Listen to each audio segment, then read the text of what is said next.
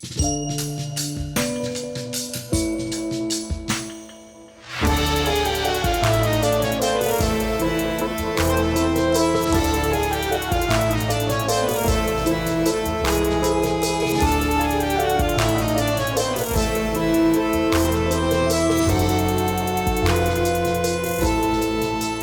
Bobby. Hi, Lauren. Guess what we're talking about today? I think I know. Is it what's all over your shirt? Yes, for the audio-only listeners, I have a YouTube shirt. YouTube. 5 YouTubes. Missed one. I am also wearing a YouTube-related shirt. And that's because today we're talking about... Could you imagine? I was like, Twitter! No, we are talking about YouTube. Because YouTube is creepy. Very creepy. And of anybody, I would know. We would know. Yes. I would know because I'm fully in it almost all day, every day. And Bobby would know because he lives with it all day, every day, listening to me about it. I do. And to also incentivize you, hopefully, to stay toward the end of the episode, I have bullet pointed some stories that I researched, and oh boy, did they give me lots of stress and anxiety. So Can't that's wait. fun, right? Yeah, let's add to your ever-growing stress and anxiety with more stress and anxiety. Yeah, I knew this episode would do it. I'm very excited for this episode because I have a lot to talk about on this subject, and so does Bobby. Yes. Because like I said, we're in it all day, every day. And I'm also excited because I get to tell why I'm such a paranoid YouTuber. Like, I have legitimate stories at the end of this for why. And I tell my friends and family some of these stories. They're like, what? I didn't know that. Well, now all of you are going to. They're real stories of creepy things that have happened because of YouTube. But I'm getting ahead of myself.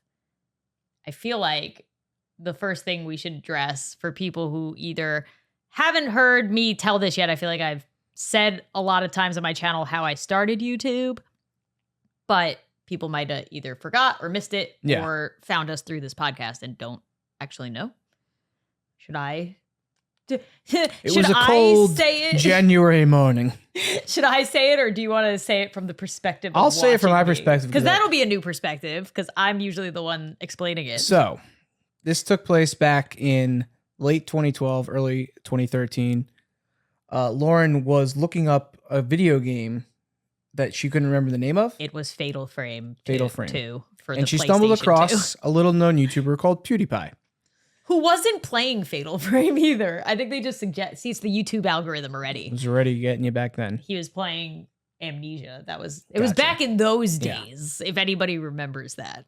So, to make a long story short, Lauren was very intrigued by this. She thought it was very cool and something that maybe she could do. We were traveling at some point. I forget where we were going. I think we were just trying to escape the city to go visit somebody. And you were playing Grand Theft Auto on your iPad, and you were giving... Which I don't think is something I've ever done since. Yeah.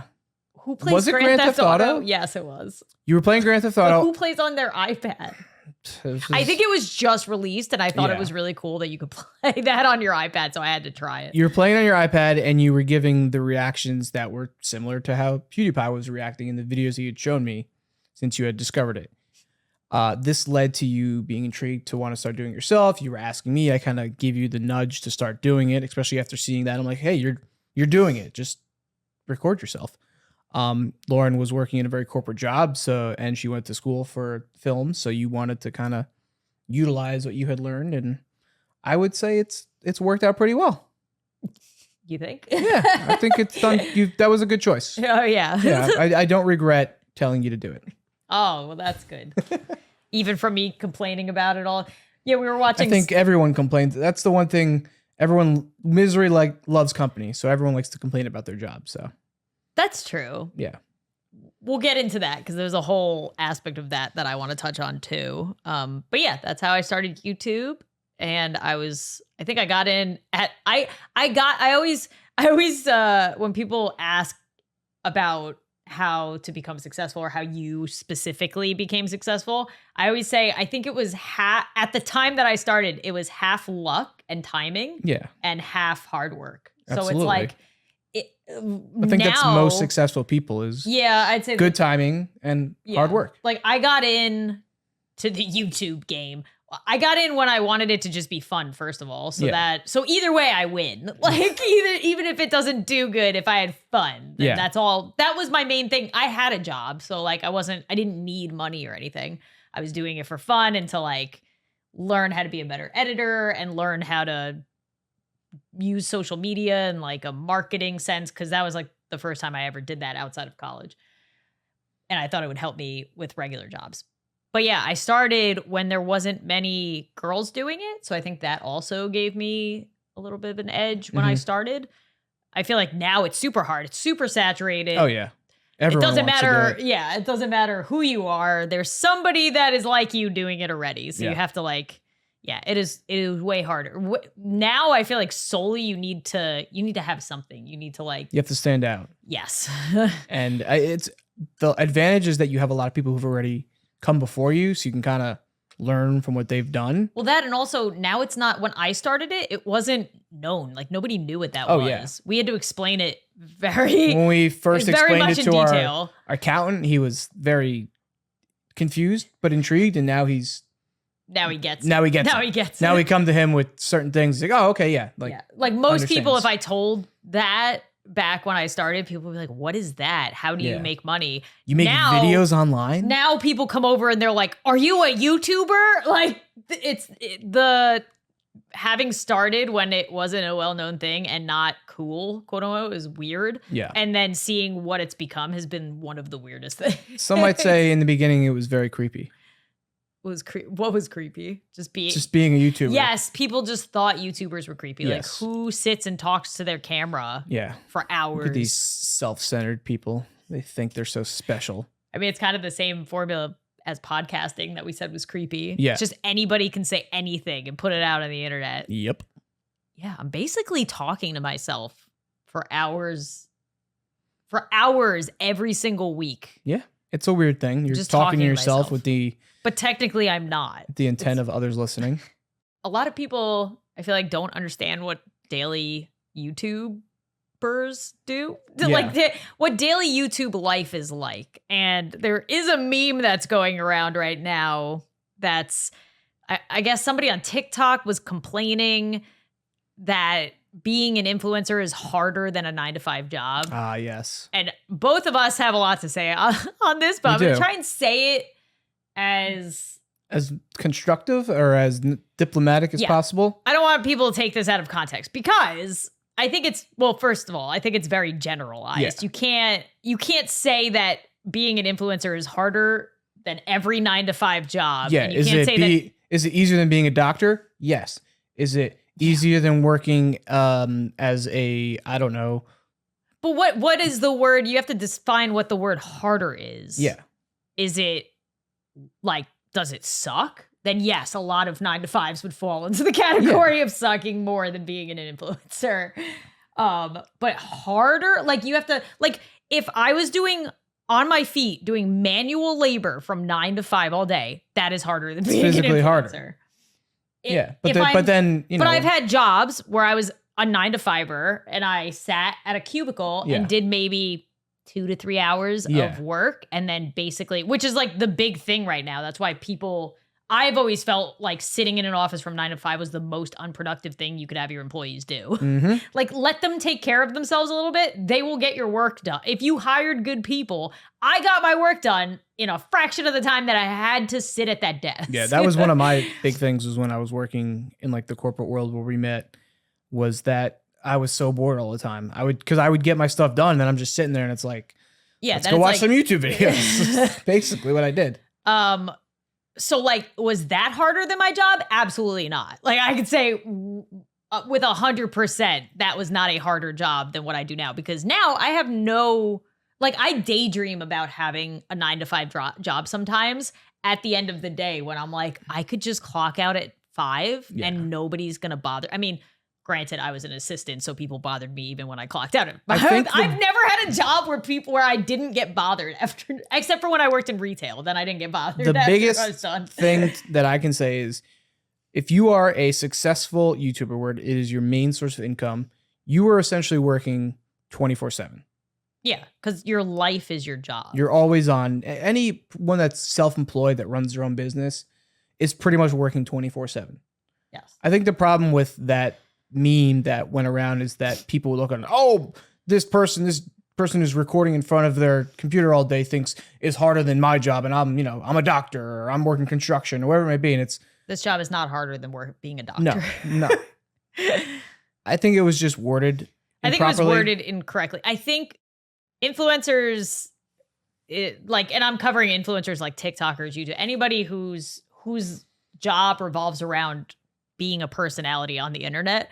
I think a lot of us have a complex because people think it's easy or that it's the dream and that you're not allowed to complain about it. Yeah.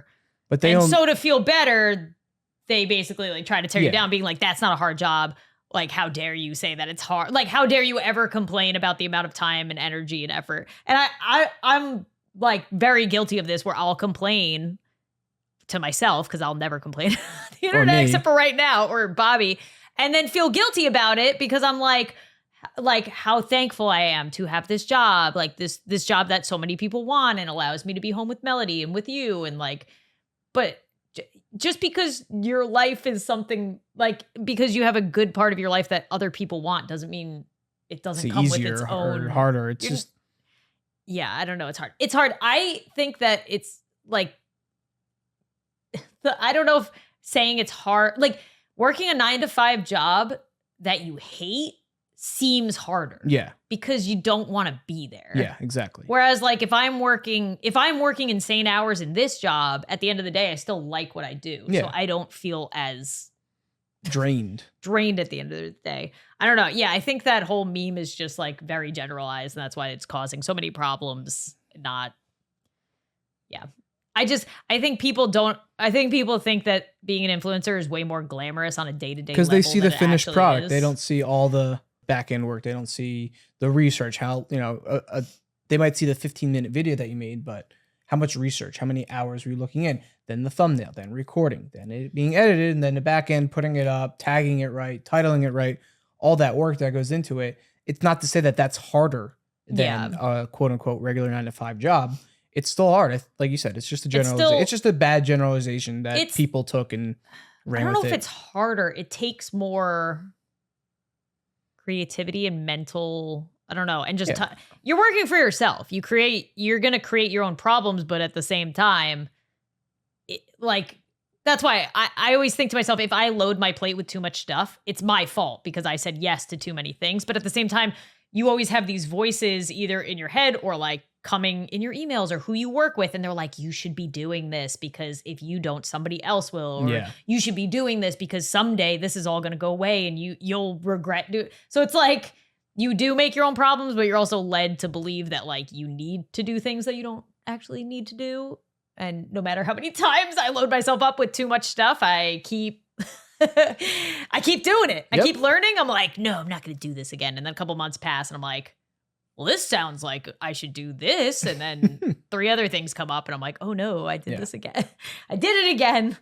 But yeah, I mean, daily life is like it's a very lonely job. I think that's one thing a lot of people don't realize. Oh, for sure. Unless you're like Mr. Beast and you have a team. Like, you work with a team, or I would say like maybe live streamers are a little different because they're actively engaging with other people. If they're that too, yeah. When I did playing live a game stream, it felt more or talking to their chat more actively. When you're just creating VODs, you're by yourself most of the time. Yeah, you're by yourself most of the time. Yeah. And then at the end of the day, you have a job that nobody else has. Yeah, like especially if you don't live in LA or have. When you work a normal 9-to-5 job, you can go take a lunch break or a coffee break. I miss having and you have coworkers. You can go complain. Oh man, Karen, she's really being a you-know-what today, or this stupid email or whatever it may be. Diane's birthday. There's cupcakes in the fridge. You have an outlet, whereas... That was the best day. Yes, birthdays, and I do miss the Or free when food. they'd be like, it's pizza day. You'd just be like, oh my God, because it was like the one happy thing in your day. Very easily And thinking pleased. back, you're like, oh my God, that's so sad. But like... It's just something to break up. I mean, we could have pizza day every day if me and you but there's wanted to. it's not special. It's not special. Because we don't have it once a week or once a month or whatever it may be. Having coworkers is special. Yeah, I it should is. just hire somebody to come sit down in my office with me and pretend like they're working. Just I'll chat do with that. Me. Yeah. Should make a whole video of you just Yeah. pretending to be. I mean, when I would regular also coworkers. say now that I'm not editing for you, I am not as involved, so we don't have that back and forth like we used to. Yeah. So that's definitely Now it's changed. Me and Emily. Yeah. And I mean, Editor Emily. yeah. But that's different because Emily's not here. She's Yeah. where she is. And if I was here, like when we went full time in 2017 and you were making video every day, we were always in it. Oh yeah. That was different because we were more working as a team. But Yeah. it was also But we the also start didn't of have it. a baby. Or a Yeah, kid. well, yeah, obviously. So times Yeah. have changed. I think going back to that meme, though, I think it was just, like you said, a bad generalization. And that I think it does show that people just don't really understand what this job entails. And they kind of get blinded in a way by they see the money, how much money people can make. Well, it's the money and you own your own business. Yeah. But I feel like other people who own their own businesses don't get as much hate as like influencers. Yeah, Even for though sure. it's the same. If you like, I do the same stuff that you would have to do if you owned any other business. I have to do all of our accounting, our taxes. I mean, we have some people that help, but like the majority invoicing, of it all that falls- stuff. Yeah, invoicing. Oh my god, yeah. Email correspondence, taking phone call meetings. Oh, and also I just want to say if we didn't touch on something that you wanted to hear more about, I definitely think we're gonna have a part 2 to this in the future. I think we should also like bring in some of our friends to kind of talk about Ooh. maybe some more specifics. Yeah. There's definitely people I'd like to talk to about content creation. Once we get more used to podcasting and have more of you guys as an audience, I think it'd be really fun to like have guests on, especially other YouTube friends, and we could talk about this again.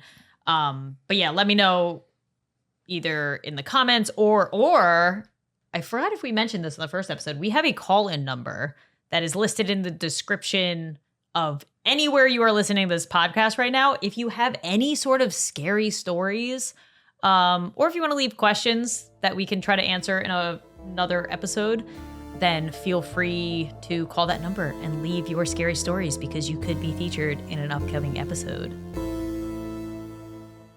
Hey, Bobby, you know what's really creepy? What? Trying to find the right skincare products for you. Yes. Especially with there being so many out there. I mean, do you ever feel super overwhelmed at all the choices that are out there? Whether you're shopping for cereal or toilet paper, there are so many options. It's hard to know what's best for you. So when it comes to finding skincare products that actually work, it can be even more overwhelming. For me personally, when I got out of college, I had a lot of acne all over my face, and it was just hard for me to find what worked. And I ended up having to go to a dermatologist. And even then, it still was kind of trial and error in figuring out what worked and what worked best for my skin and this and that.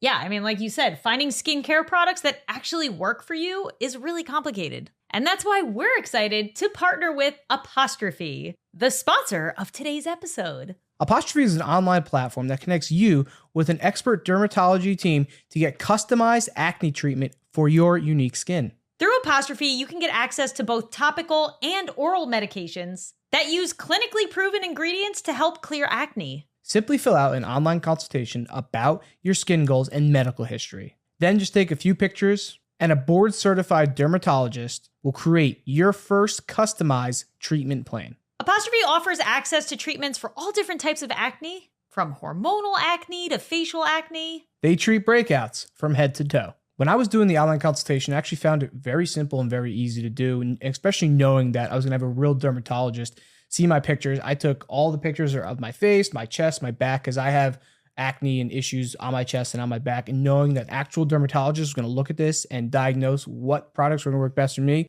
I felt very excited knowing that someone was going to give me a product that's going to help me out. And I mean, it's super quick and easy. I know specifically for us, because we have a child, we can't always go out and easily make appointments to go see somebody. So it was really easy and quick to just do it all on our phones pretty much, and sending pictures. And even I don't really suffer from acne, but I was taking pictures of my face without makeup for the first time in a long time. And I noticed there's some stuff going on, probably from me getting older. So it was really cool to have a dermatologist give me something that might help with like fine lines and my dark spots that are kind of coming on now. Which is probably something I wouldn't have even paid attention to if I had not tried to take like pictures of myself without makeup on. And we have a special deal for our audience. Get your first visit for only $5 at apostrophe.com/ZSide. And when you use our code ZSide, that's a savings of $15. And this code is only available to our listeners because you're all special. To get started, go to apostrophe.com/ZSide and click begin visit. Then use our code ZSide at sign up and you'll get your first visit for only $5. Thank you to Apostrophe for making skincare a lot less creepy. And for helping support the podcast and keeping it free. So one of my talking points was to ask you what it's like being married to a YouTube person. What it's like. It's definitely a little creepy. Obviously, it started out really exciting and, you know, watching the growth and especially when you started and how, you know, your rise in YouTube in general's rise kind of happened, I would say, simultaneously in a way. Yeah, that is interesting. It is a little... It was me. I made YouTube popular. It is obviously weird when people start recognizing you. I remember we did a meet and greet or like a meetup in Central Park in like 2014, 15, like pretty early on. I had like 100, not maybe not even 100,000 subs. And like this person came from Pennsylvania because they wanted to see me. And I'd been in like a handful of your videos. That was certainly pretty eye-opening. Going to VidCon and doing a meet and greet was also very eye-opening, but I think by that... I can't believe I've only done that once. I've only done one big VidCon meet. It's very cool to meet viewers and fans. It's very rewarding. You know, it's great to know that you're, you know, making people happy. And a lot of, I think because of the content you make, a lot of the parents come up and be like, you know, we really like your content. It's family friendly. It's something they can watch as well with their kids. And you have a pretty broad audience in terms of, you know, age range. Yeah, we've met all different people. It's challenging in the terms of how we were saying, you know, it is a hard job. You are working 24/7. It can definitely be a little draining. Yeah, like I don't remember the last night where I wasn't doing something. Yeah, there's always... To be fair, I went on a trip. I went on a YouTube summit. I went to the YouTube summit.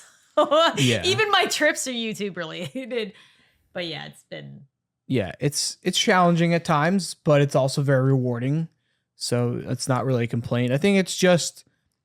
Yeah, it's like I'm not complaining. It's more so like, I think I complain more about myself than anything. It's like, why did I say yes to all these things? Or like, why am I letting views and stats get me down? Yeah, why? I would say something that you used to do that I would always try to tell you not to do is compare yourself to other people's channels. Yeah, I haven't done... You know what's funny? Because I'm trying to find somebody who's... And somebody even said it to me the other day that they don't have... There's no channel they can think of that is not exactly like me, but similar to me. In the beginning, I would say when you started going full time, that was your biggest, like, I don't know, that something you did a lot that didn't annoy me, but something I had to like keep being like, stop comparing yourself. You can look at other channels and, you know, look at the numbers. That's another thing that people don't realize is that how many, you know, views and subscribers and essentially how much money you're making is pretty public. Yeah, it's weird. And it's like, very weird when family members be like, whoa, you don't have a good month. And it's like, well, you know, I don't see your month, week to week, month to month, day to day, how good and bad you're doing. You know, it's more quantifiable in the sense that other people can see it. Yeah. Yeah, that is weird when people point out, they're like, oh, you didn't do so good. Like, oh, I saw this didn't do good. Or they're like, I mean, I guess it's better if they're like, "Oh, I saw you launch this. How did that do?" Of course, like, there's there's the good stuff. Pointing out your downfalls is very weird and like there's highs and lows. You're just like, okay, thanks. Like, as if I'm unaware of what happened. Obviously, you know. Or sometimes it's like I did something like I'm not uploading. Like I decided to not upload as much, or I decided to put out a couple videos that I knew wouldn't do amazing, but like I wanted to put them out, and then people are like, "Oh, you're not doing as good." Oh, and I'm like, "Well, you don't." I know, like, no, I'm not doing good. I did something that I knew was gonna cause me to have lower views. It doesn't matter. Yeah, it's not.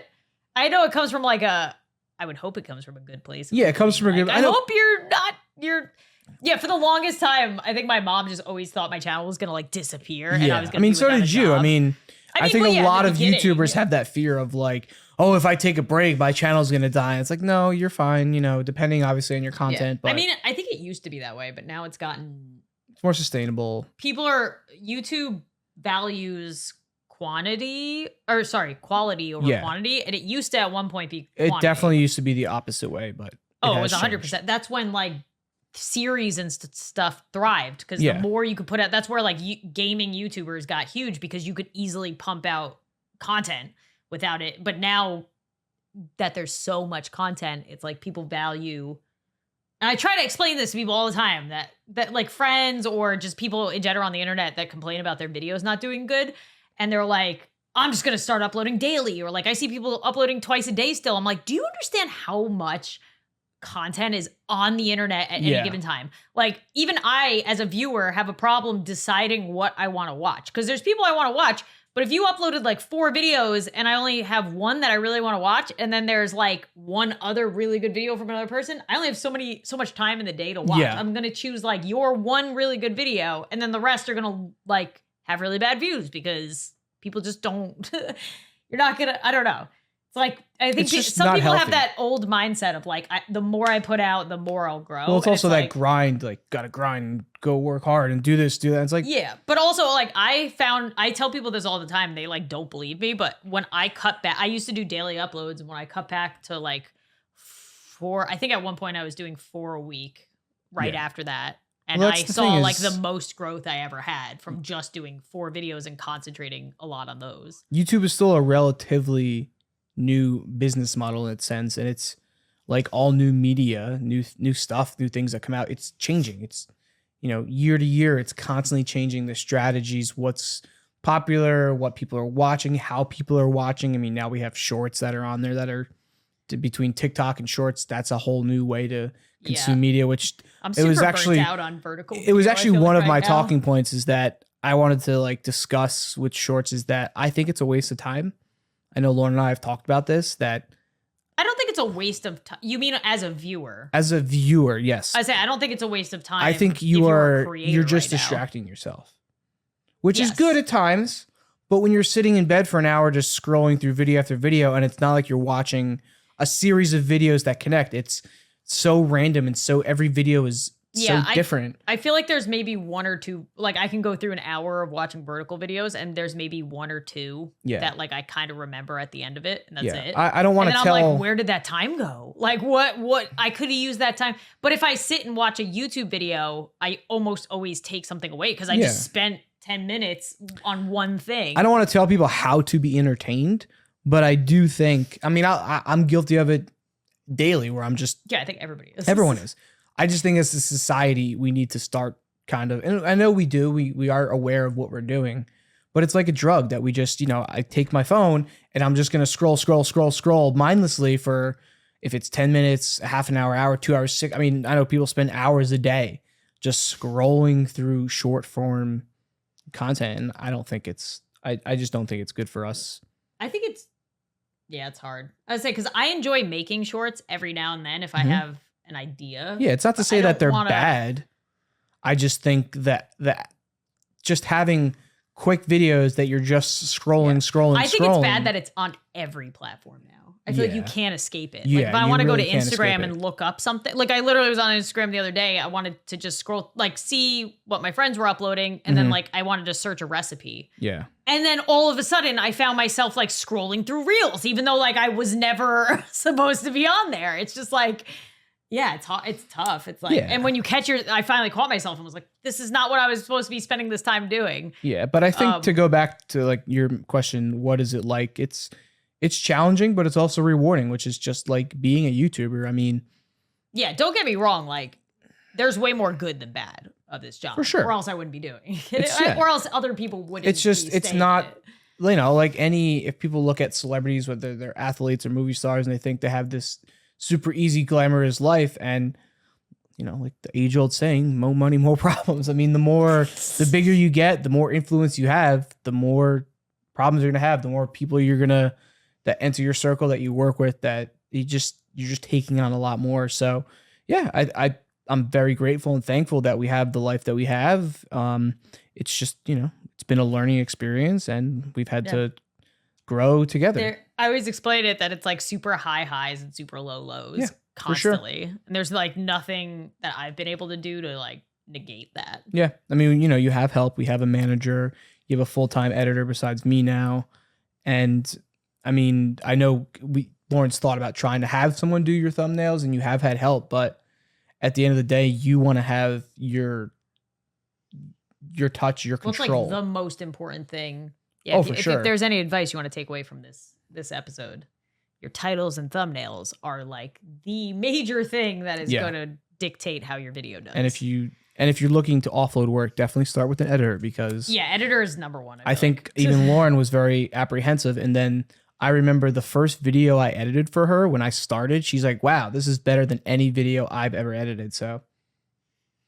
And now I have Emily, who puts her own humor and spin on. That's what's nice too. It's kind of like a collaboration now between somebody else, and you get like a fresh set of eyes on it that includes like things you thought were funny, but also like she adds things that she thinks are funny, and then it just For me, I love going camping, and it's not something I can do every day.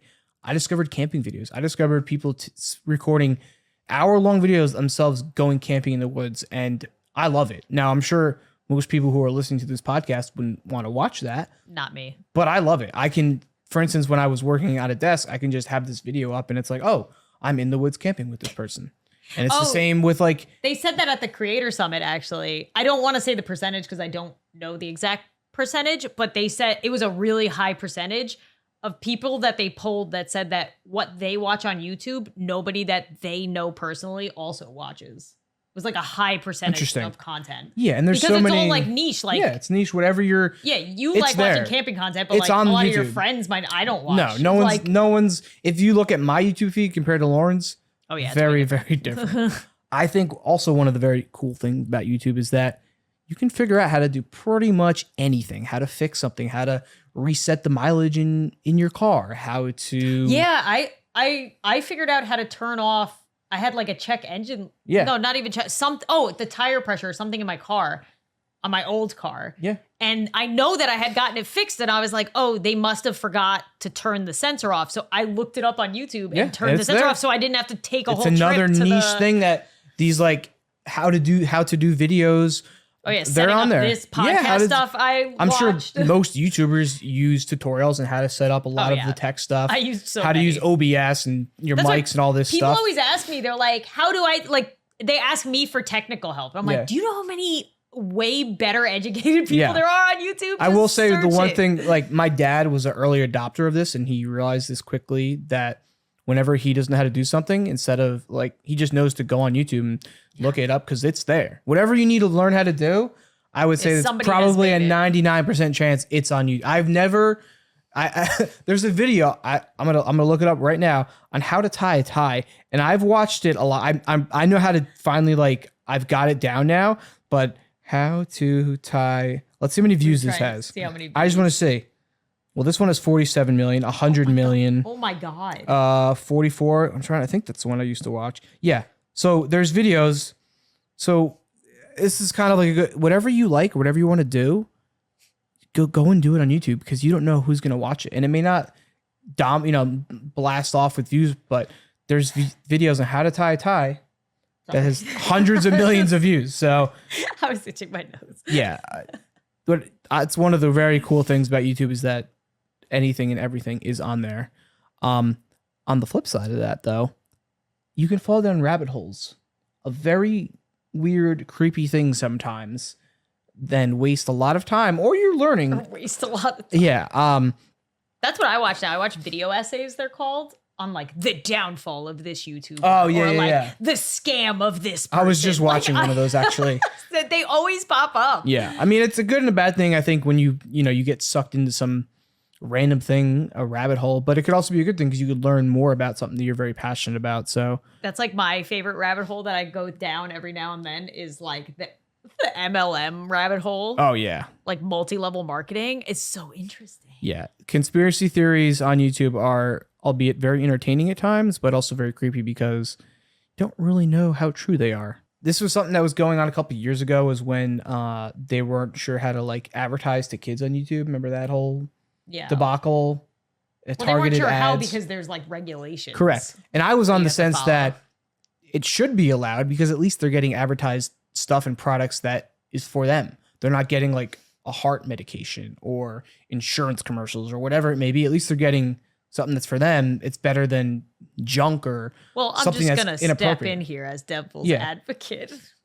The reason that you can't advertise to children is because they don't have the mental capacity to understand if something is good for them, bad for them, or just in general, or if they actually need something. So like, but to be fair, I remember I was advertised constantly to on Nickelodeon. So why can channels like that do it? Yeah, I think there's certain like, I think you can advertise children specific stuff, but it has to be like a certain amount of time. You can't run a certain amount of ads or time or like. I think it's something that's definitely going to be it. evolving and changing even more than it has. That goes to my next thing is targeted ads. I know we all go on Instagram or other platforms and we get targeted with ads, but those ads are what we want. So I think it's. Yeah, you like targeted ads. I like targeted ads. I would much rather I'm the same. I like targeted ads. I bought many things off Instagram that have been advertised to me because it's very specific niche products that apply to me. I'm never going to see a camping gear thing on TV. It's never going to happen. Yeah. I just listened. There's a really good podcast that I think Mr. Beast was on. I forget which one. He's been on so many, but there was a podcast that he was on talking about like how slow TV advertisers are to spend their money on influencers. And they basically said that for the amount of money that like most old school brands are spending on cable TV advertising, they could instead advertise with so many different influencers and hit their exact demographic that they're looking for, but they just like refused to try it or change. It's so weird to me that a lot of industries are very apprehensive and slow to change. That's why, if you can get ahead of that curve, or you can start YouTube in 2013 as opposed to 2022, you get in before everyone tries to do it. It's like we're talking as if there's like a brand person listening to this. They're like, yes, you are right. But it's true. I just think that, I mean, you can feel as though it's an invasion of privacy, which I think it can be seen as that. But ads make they make this world run. Without advertisers, all this entertainment that you have wouldn't be what it is unless it's directly supported from people. And that's just like our podcast being supported by advertisers. Exactly. Thank you, advertisers. But without them, you wouldn't get this. So especially actually, and our sponsors of our podcast are even better because they are putting their faith in, I hate the word influencers, YouTubers, content creators. That is a much better word than influencers. You are making content. Yes. You're not an actor or actress. I would label some people as influencers. I feel like if you are just having a lot of the Instagrammers, like where you're just showing your life and you're like, hey, also this. Like you're not really making content. You're just like, look how beautiful I am. Yeah, I think YouTubers are content creators. Live streamers are content creators. If you're creating like entertaining you're creating content. Yeah, that's different. But I think that's just the main point I wanted to say as far as that is that I see a lot of people, especially if you go to live stream, they get an ad like, oh, no, and it's like, be thankful that you're getting like this quick short ad that probably appeals to you in some way, as opposed to you having to pay directly for a subscription or to support the creators. Because like I said, without these ads, without companies spending money, you wouldn't have this. So just understand that it's a necessary evil. I wouldn't say evil, but it's just a necessary part of the entertainment business. You have to have some sort of revenue that funds this, and that's where ads come in. So if you get an ad that you like and you can afford the product or service. And I will say that any ads that I ever run on my YouTube channel or on our podcast, like they run through, we don't just agree to every ad that comes to us or sponsor that comes to us. We like actually look into it, make sure it's something that either we would use or like, and that you guys would use or like. So just wanted to say that as well, that we're just not like blindly just advertising. That's the one good thing about content creators too. I feel like if you have somebody who actually wants to vet sponsors, it'll be better off for your audience anyway, because like I feel like I know you guys pretty well over Yeah. the years and what you like based on what I make. So then I would also hope that whatever sponsors I also have, I think you guys would like, and thus why I'm sharing it. Hey, Lauren, you know what's creepy? What? Getting stuck focusing on your problems and not your solutions. But don't worry, that's where our sponsor, Betterhelp, comes in. Ooh. So a lot of this episode revolves around talking about YouTube and me somewhat complaining about being a YouTuber, even though I love it. Mhm. You know, sometimes you just focus on the negatives, you focus on the problems instead of focusing on the solutions that can make you a lot happier in your life and what you're doing in your career. And that's why I feel like therapy, specifically as a YouTuber, but therapy for everybody is very important. And that's where our sponsor BetterHelp can help. I personally see a therapist, and it has honestly helped a lot with just, you know, seeing things more positively, stopping focusing on the negative, or at least if something comes up in life that's hard or creepy, I have the mental tools to deal with it. But I've learned it can be hard to train your brain to stay in problem-solving mode when faced with various challenges. So a therapist can help you become a better problem solver. So if you're thinking of giving therapy a try, BetterHelp is a great option. It's convenient, accessible, affordable, and entirely online. Because I feel like that's the hardest part of trying to find a therapist is finding one in person. You'll get matched with a therapist after filling out a brief survey, and you're able to switch therapists at any time. When you want to be a better problem solver, therapy can get you there. So make sure you visit betterhelp.com/zside today to get 10% off your first month. That's betterhelp.com/zside. To have a licensed therapist help you make the world a little less creepy. Thank you to BetterHelp for being our sponsor today and helping support our podcast. All right, before I move on to the serious and pretty creepy stories that I have revolving YouTube, I thought it would be nice to say who we watch on YouTube besides me, of course. Me. Could you imagine? I was like, all I watch is myself. Just on watch my own YouTube. videos. That's how those views are so high. Yeah. I have a whole list Wow. because people ask me all the time and I can't think off the top of my head that quickly. So I had time to think about this. But my number one is probably my weird obsession person that Bobby always has to hear, which is found flicks. Oh, yeah. Which I think I touched on in the first episode of this podcast, but it's basically a guy who has like, I don't know, he sounds like a normal guy. He's like, hey everybody, I don't know. Like he doesn't have a creepy voice. He's just a normal guy. And all he does is go scene by scene and tells you about a horror movie. And then at the end of it explains like the ending and any other hidden symbolism. Yeah. So I basically feel like I get to watch a horror movie without being scared. And I just get the bullet point. And you I get to save watch time. it by listening because he's describing Yes. it as opposed He's to. describing it. He'll show clips every now and then, but Yeah. most of it's listening. So I usually listen to him while I'm getting ready. He has or a very doing nice way something. that he talks. Yeah, Bobby's heard. I when like I'm how he cooking, talks. when I'm cooking, yeah, he makes like funny jokes here and there. If he heard of anybody that I was listening to him, he'd be like, what the heck?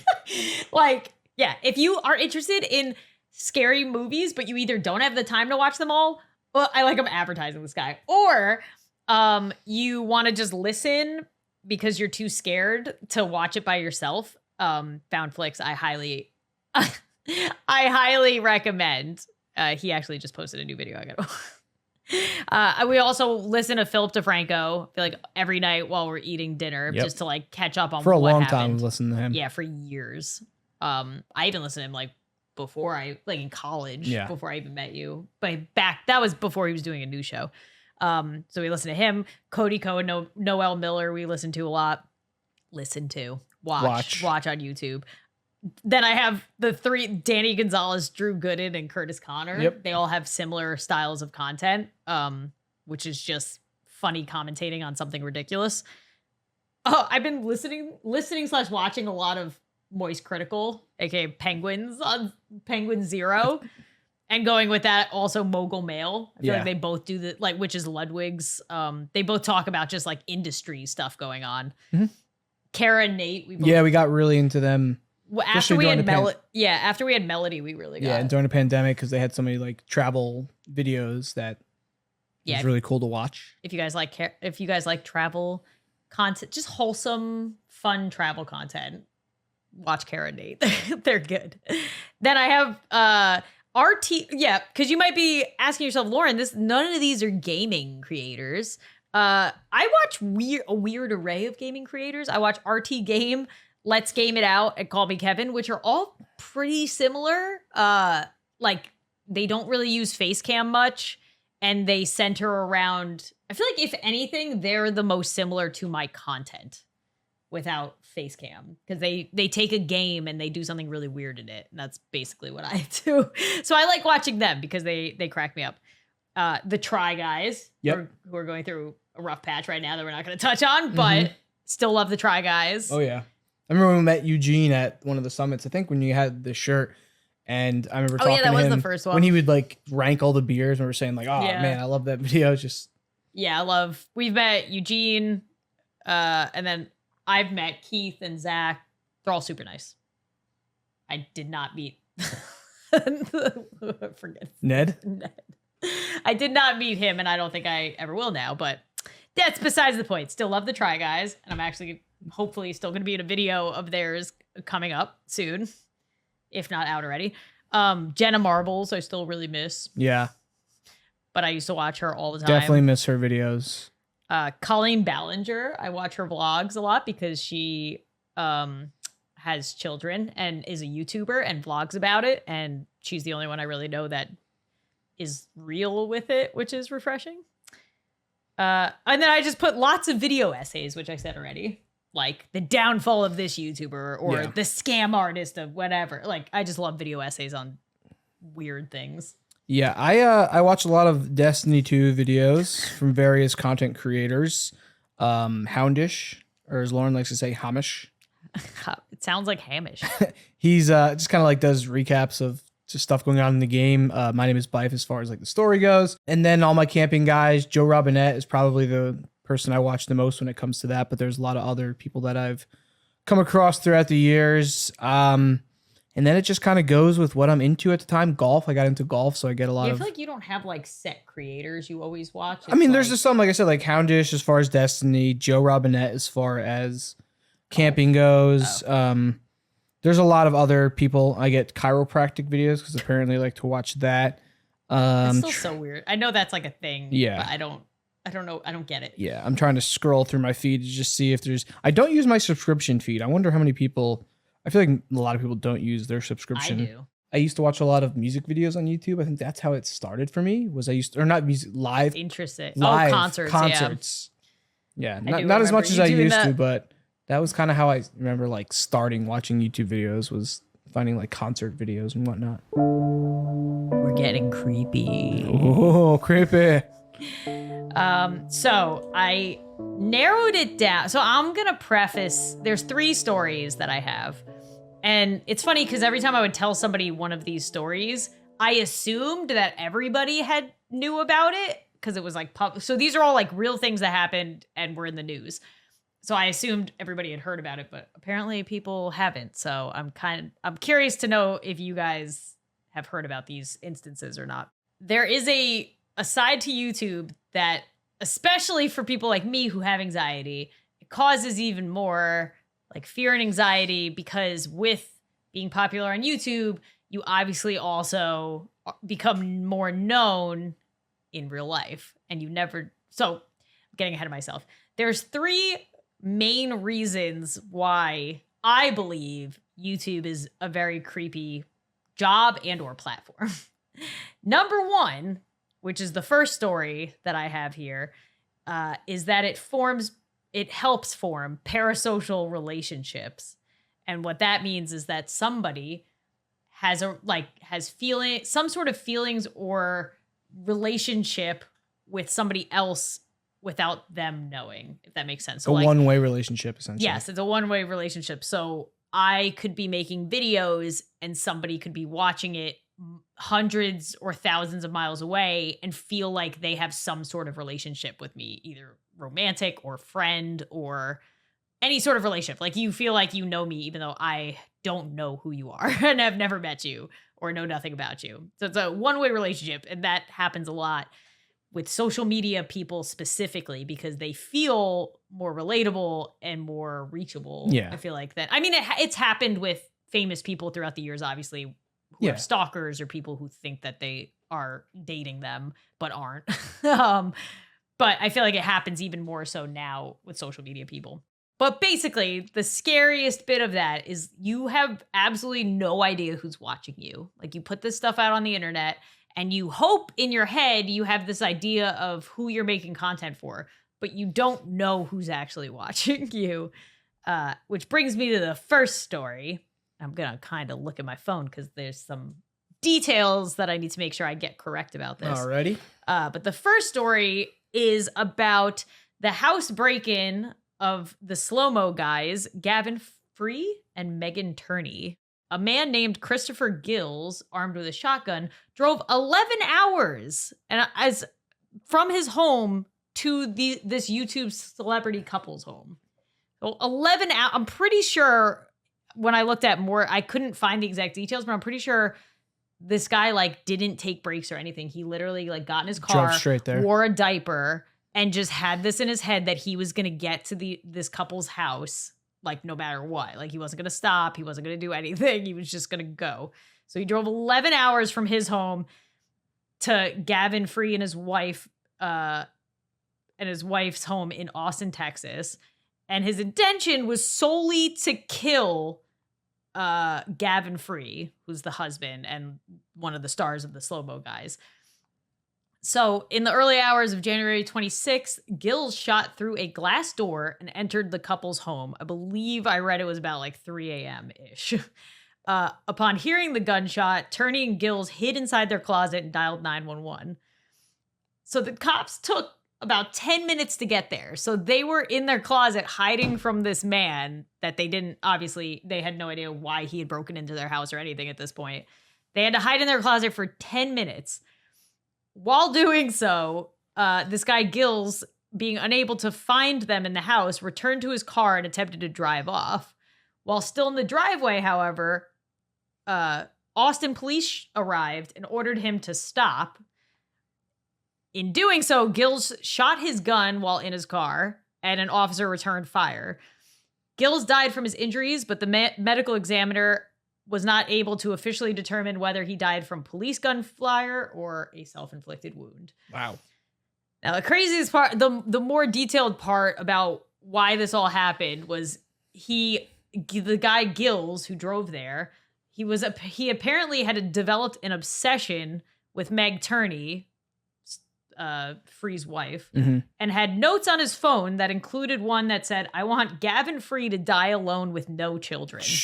So those are the main points I wanted to make sure I got correct. But I was like upset when this story first came out. It gave me chills because this was 2018. We were doing YouTube full time already at this point. And like that had been my biggest fear, was making sure that nobody knew where we lived. I mean, it's kind of impossible, I've learned. If somebody wants to know where you live, they can do it with celebrities. They're gonna figure it out. Yeah.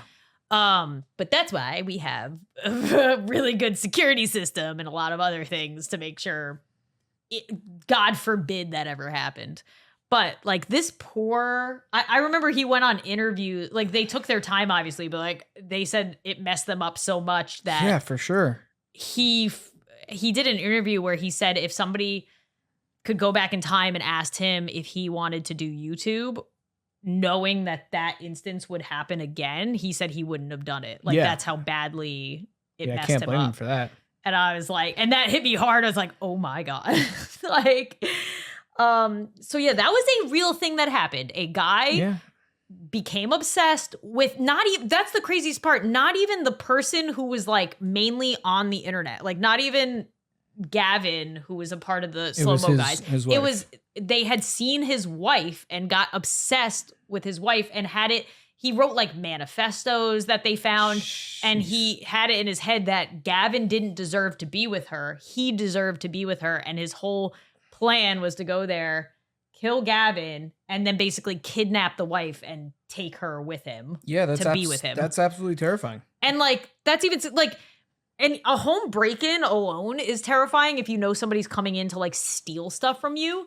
But if somebody's breaking into your house with the sole intent of killing you, like not taking anything, that's horrifying to me. Because at least like if somebody's coming to your house to steal stuff, your hope is that like you can go hide while they're doing that. Yeah, they're very lucky that they were able to hide. Yeah. Because and that he didn't. You would think someone who just drove that 11 long hours and seemed determined to do something crazy like that would. Yeah. Well, he was obviously unhinged and maybe assumed they weren't home. I don't know. I have no idea. I mean, that's absolutely terrifying. I mean, this can really happen to anyone.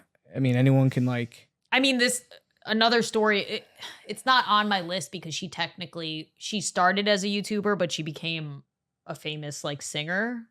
Christina Grimmie. Yeah. That was a rough one too. I remember exactly where I was when I found it. That was in 2016. Yeah, that's a little bit more than creepy. That's terrifying. Yeah, she was for anybody who doesn't know, she was a YouTuber who became a singer. And when she was doing a meet and greet, some random guy came up and just shot her because he was just like an obsessed fan who I think wanted to be with her. Yeah, I mean that's been look at like John Lennon that happened to, and other people, and so that's why I feel better when I go to meet and greets. Well, for one, that's why I don't just have meet and greets anymore. I'm not like when we did that Central Park one, we were just going for it. I mean, that was back before any of this happened when we did that, but if we have a meet and greet, it's usually like has a bunch of security and stuff beforehand. Just because incidents like that actually do happen. Yeah, there's a lot of messed up people out there who have these crazy, problems and issues that lead to disastrous things. I feel like even more so social media people or like content creators or influencers. Like I can't tell you how many times people reach out to me and they're like, I wanted to kill myself. I was going through depression. I was going through a rough patch. Like there's so many people that are watching your videos because they're going through a rough patch, and you never know like what that entails or what kind of bond they're going to form with you because you're helping them through a difficult time that may have like messed them up somehow, and like you're there like people just savior. I always tell people like if they do tell, because I've had instances where there's another creepy side. I've had instances where people have like sent me like self-harm videos and photos. I know other YouTubers that have had this happen, and like there's nothing we can't pinpoint where they are. All we can do is like send them information for a contact number that they can reach because we're not licensed people to help you. But it's a scary part of being a YouTuber that I don't think a lot of people realize. And there's a lot of times we've sent out like invites with our address on it, or invites with our phone number, or just information about anything. And I remember one time I was like, should I have told people not to post anything about it? And Bobby's like, no, who would do that? And all of a sudden, like my cousin accidentally posted a photo of the invite with our address and everything right online. So I had to tell her to take it down. But it's like the average person doesn't think like that. Like I'm constantly thinking we need to keep as much stuff private. I think our family has realized how things have changed, and they don't realize like all the extra precautions that we have to go through. Yeah. They think it's fun. Like we'll go out and they like get excited if somebody meets us. And it's like, I love meeting you guys. But you never know who we're meeting. But I don't know who we're meeting. And I don't know what their intentions are. So I'm always like assessing things as best I can. A visual visual. What is I cleared them. I cleared them. Like visually cleared them. What is it? Ocular pat down. An ocular pat down. I think I've become a lot more aware of situations, and I'm always looking for people to recognize Lauren. And I definitely see it's usually just, young fans that are excited, which is awesome. Yeah. But you never know. You never know who it's going to be. So it's like we've gotten unmarked packages, not unmarked, but like packages from people we don't, that there's no name or We anything. found out it was my friend. Then we found out it was his friend, and I was freaking out for like a day or two My- because we randomly got things Oh my that God. like, we didn't ask for. My best friend sent us wedding gifts, yeah, and it was like a sushi kit, making kit, and like a a hammock, hammock, and like something else. And we had no idea who it was from, and we're like freaking out. And my friend's like, "Oh yeah, that was me. Sorry." And I'm like, "You don't understand. Like, I don't, expect you to understand that, but." When we get random stuff, we just like, oh crap, does someone know? And yeah, it's definitely a very creepy aspect to YouTube and just social media in general, is that you're putting yourself out there more and people can just interpret or misinterpret, the relationship or the intentions that you have. You want to have a close bond with your viewers, but well, that's even like, we also try not to post,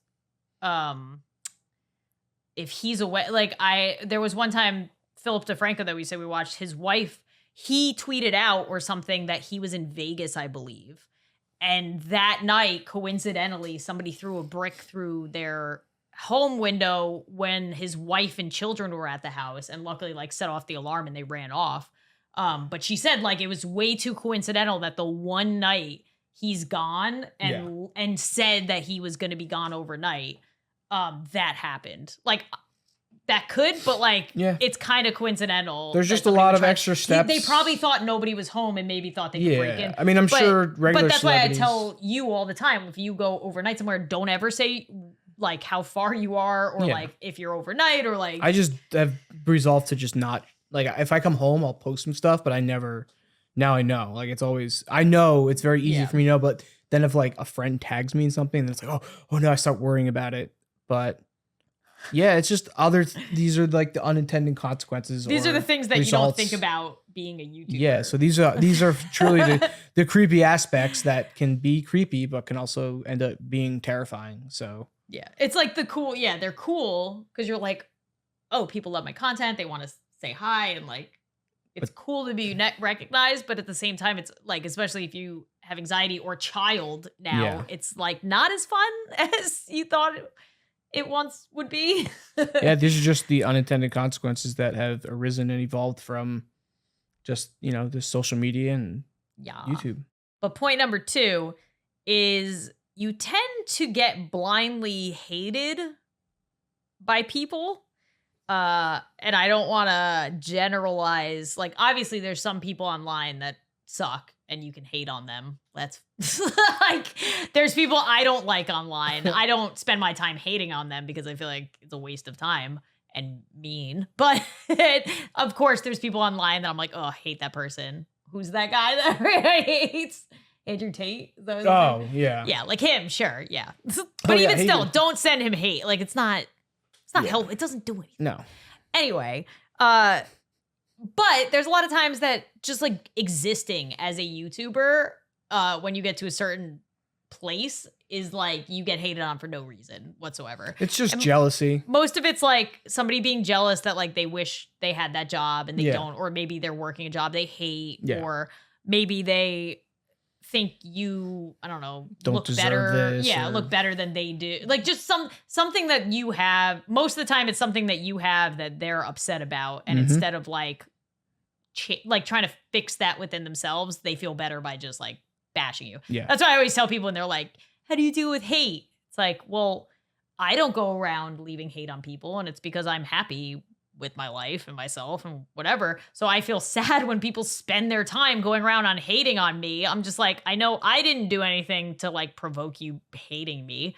So I know it's something that's going on with you, and that somehow makes it easier on me. I'm just like, yeah, it's not you. It's not me. It's you. Yeah. It's your way of justifying it, knowing that it's not your fault. Yes. It's this person has something that's going on Yeah. in their life, and they're taking it out on you.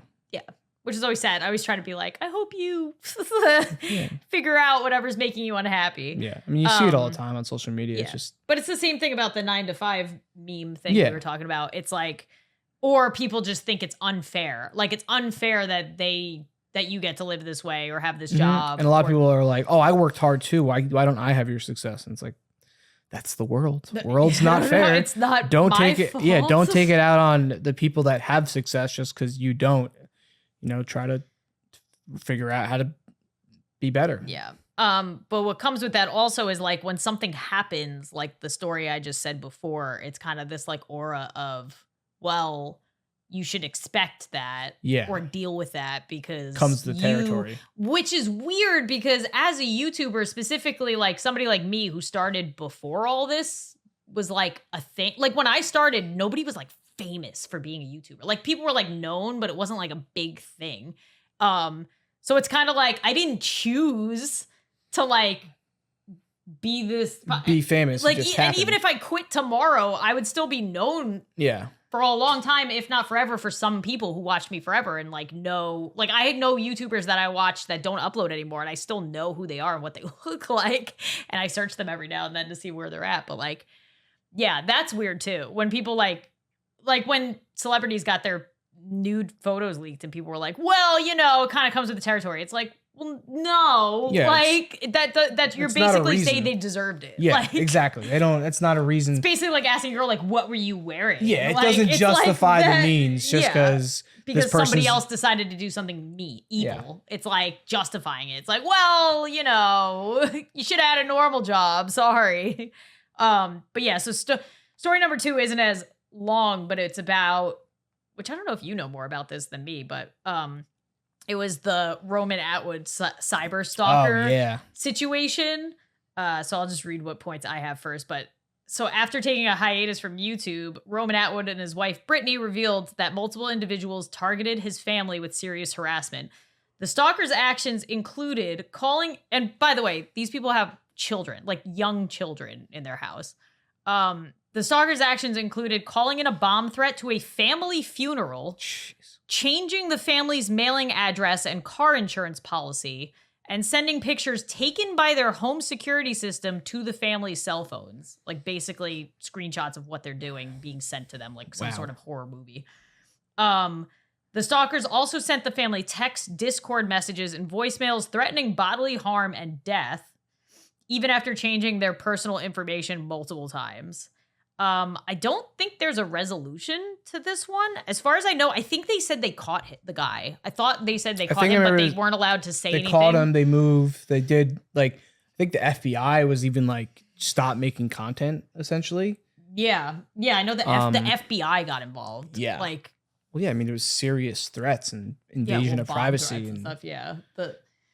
It's like swatting. When people swat, it's like you're gonna get caught and you're gonna face like the consequences. It's good to see that they're taking it more seriously. Yeah, I think they're still waiting for the FBI investigation and everything to wrap up, and then I thought that was the last video I saw on it where they said that they'll share more information once they're allowed.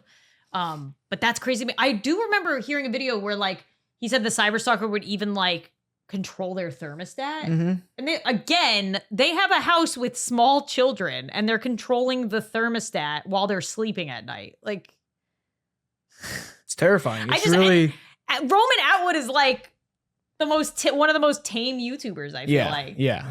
Doesn't he just do family vlogs? You mean family vlogs and he did pranks and stuff and it was just jealous, creepy people that just I was gonna envious. say I don't think they've said the reasoning, but I would assume. Well, I mean, if you're just blindly hating on somebody you don't know that much, yeah, that something's going on. Yeah, I mean, again, it's probably some sort of parasocial relationship, but like the opposite end. Like you have a negative relationship with that person. Yeah, that has done absolutely nothing to you technically. Yeah, I think it just goes. I mean, it's a whole nother topic to discuss, but just the mental health of people in the world and how social media is probably making it worse in that you have these people who are obviously mentally unstable or going through something or have issues, and they find this outlet of hatred to try and, you know, they see someone who's up high and they have such success, like, oh, I'm going to bring them down by causing them all this pain. And then whether or not they get satisfaction of that, that's it's another part of like,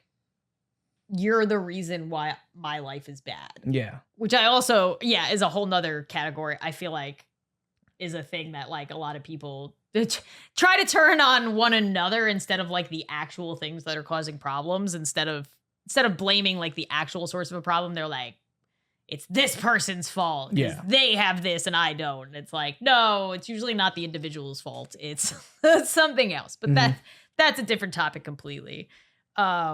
But yeah, it's weird. It's weird. the hatred part of it, the blind hatred part of it is weird. I could understand being hated because I did something wrong or said something wrong. Yeah, if you said something directly. Even that I feel like is just a little insane sometimes, depending on the thing. I know people that have gotten dragged down so low for saying something. Yeah, it's like people getting wrong. canceled, and they made a mistake, and now their life's over. And yes, sometimes it's justified when they've committed crimes and done horrible things to other people, but people make mistakes. People say the wrong thing or whatever it may be, and it feels like nowadays, the court of public opinion is just to destroy people, and because it goes back to that. It's the same thing. It goes back because to I'm better than you. Yeah, so people, they see successful people and they're like, oh, they messed up. Let's get them. Let's take them down. It's going to make me feel better now that I see someone who had it. And now they're back. Like, it's like I said, misery likes company. So they want to bring people down with them. And it's just like I said, it's just the way social media is. And we got all this social media and YouTube and live streaming. And now we don't know how, our society just doesn't really know how to handle it. We don't know how to deal with it. And it's just a learning experience, and we're just trying to figure it out as we go. There's no real, there's no real like rules and laws. There's no rules. Everything is kind of developing now. I mean, if you look at swatting, like when it used to happen, people could get away with it more. It wasn't taken as seriously. Now it's, you're screwed if you swat someone, and not good. And my third point and final story is that YouTube tends to be a creepy place because there's a certain sort of like, I'm trying to think of there's a word for it, but like that they're owed something. If you make content and you believe you're putting in the time and the effort, you feel like you should be owed views and people watching you and money. And like, I personally know a couple people like this, or knew a couple. I don't think I currently know anybody that feels this way, but like I have seen and or known people that have tried like doing YouTube or found success and then over the years refused to change and lost their success, but like are bitter about it and blaming other people, like blaming YouTube, blaming whatever. Yeah. For their not doing well, when like from the outside looking in, I've always been a person that like, I can kind of look at somebody's chat because I've been doing it so long and like the process of, like, I feel like Mr. Beast is a perfect example. Like he's obsessed with the process of being a YouTuber, what it takes to be a YouTuber, the algorithm, stats. I feel like I'm like that, but definitely not to his level. No, like, obviously I do it more as a hobby. He does it as like his life. You have a team of 2. He has a team of like 2,000 plus. Who knows? But I've gotten pretty good at like looking at other people's channels that feel this way and see it. Most of it comes down to like people not wanting to change, which I get, I guess, but at the same time I don't, because even though I haven't wanted to change, I do if I need to. It's like that delusion of grandeur. You think you're better than what you're actually making, or you just, it's a natural like thing that people don't want to change. Yeah. And I'm not even going to say that I'm not like this. I definitely am. There's been times where videos do bad and I'm like, this isn't my fault. This is YouTube's fault. Like, how dare they? Oh, yeah. What did they change? Yeah. And then looking back, when I have perspective later on and I'm out of that emotional mindset, I'm like, oh no, like it was just the timing. Like just people weren't really on YouTube. Yeah, it might not have been your fault, but it wasn't. It wasn't other YouTube. External it factors wasn't somebody else's fault. Yeah. Like it was a combination of things. Usually that's what it is. It's maybe your content wasn't right for that time, or maybe it just wasn't that good, and other factors played a role in it as well. But yeah. Which leads, I think most people heard about this, but who knows? So I'm gonna dive into it, which is the YouTube campus shooting.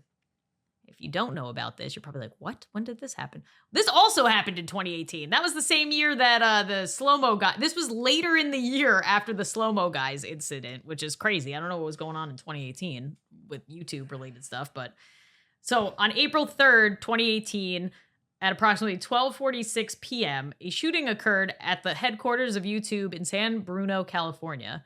The shooter was identified as 28-year-old, I am going to butcher her name. Do you want to try, or you think I'll do better? 38, 38-year-old Nassim Najafi Agdam. Yes. Who entered through an exterior parking garage, approached an outdoor patio, and opened fire. Agdam wounded 3 people, one of them critically, before killing herself. She posted content on Facebook, Instagram, and YouTube as a vegan, activist, and fitness personality, where her YouTube channel included strange workout video clips. I do remember looking at her channel after this occurred, and it was weird. It wasn't... I recall that. It was very weird. It wasn't like normal workout video clips. I mean, nothing bad, just like very strange.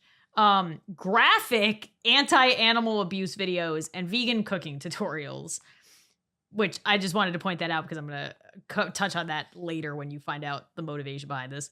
So before the shooting occurred, Agdam's family reported to the police that Nassim was missing, and according to her father, she hated, in quotes, YouTube, and told him that YouTube had been censoring her videos and stopped paying her for her content. I'll touch on that in a second. She was angry, he said, and the family was worried she might be traveling to the company's offices, which is even crazier that they told the police, like, hey, we think our daughter is going to attack somebody at YouTube offices, and the police were just like, yeah, we'll look into it. We'll look into it, and it still happened a couple days later. Police believe Agdam was motivated by perceived discrimination by YouTube toward her channels.